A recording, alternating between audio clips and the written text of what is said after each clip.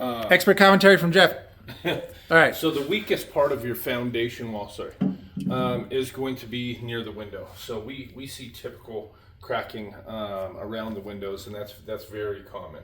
But we're starting to get some horizontal cracking right through here.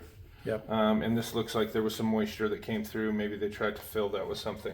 Now, horizontal cracking means that we're getting lateral movement, meaning the earth is pressing in on the wall.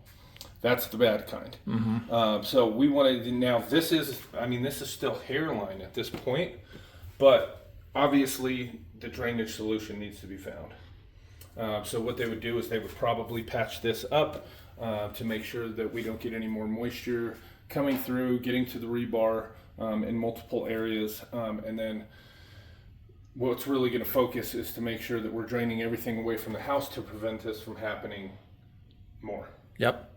And was that like the epoxy materials that? Yeah, I mean, there's tons of different products, and he'll probably recommend whatever he finds, more appropriate for this type of crack. Mm-hmm. But the thing is, so basically, when water settles towards the foundation wall, it washes out the soil right underneath your concrete. Now, this is not considered structural. Your basement floor is not considered structural because you can jackhammer this whole thing up, re-pour it, and it's a floating slab. So it moves like a raft. But if you don't have proper drainage, you're going to wash out the soil from underneath the slab, and it's just going to crack. Okay, problem with that is you have plumbing down here that has obviously also been an issue because they have dug all of this up. Now, what they should have done... And this is the sewer line that got referenced in the disclosures that got dealt with. They did not put a flexible coupling on this. Oh, okay. So this is just a strong back coupling because they went from ABS to PVC, but they should have put a rubber coupling like a boot that will give this a little flexibility because there's no slip joint here.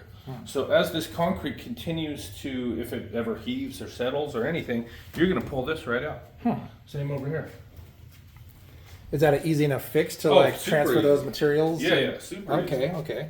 But I mean, we want to see what they're going to do with the concrete. I want to see what the structural engineer is recommending because obviously this is putting unwanted weight on the main sewer line, on your drainage lines. If they didn't install these lines, perfectly with aggregate and things that will backfill and hold them steady, those lines could settle, get flat. Mm-hmm.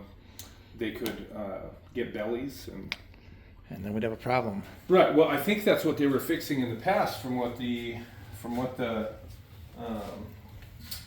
seller's property disclosure says. That it looks like they had some bellies underneath the concrete originally.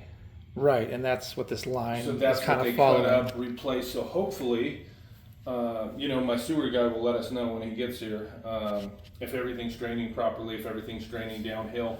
Anytime you have a cul-de-sac, basically we have a really far line, okay, because we own that line all the way to the middle of the street. Yep. Okay, so you have to have fall. So all sewer lines have to go downhill. So you want to see a 1/4 inch of slope per foot all the way out, and in cul-de-sacs, a lot of times you get a flatter line because we're already 10 feet below ground in the basement. Okay, by the time you get to the middle of the cul-de-sac, you could be 13, 14, 15 feet.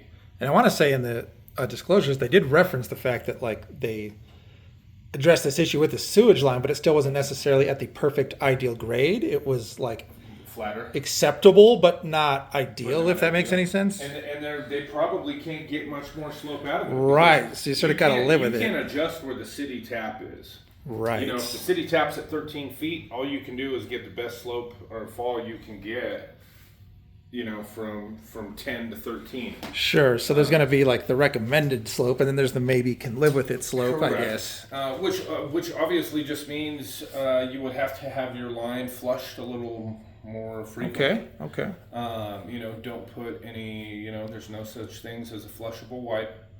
Right. You know that. Right. Especially if you have a flat line, anything that can build up, get stuck, paper towels, wipes, just anything that should not go down there. Okay.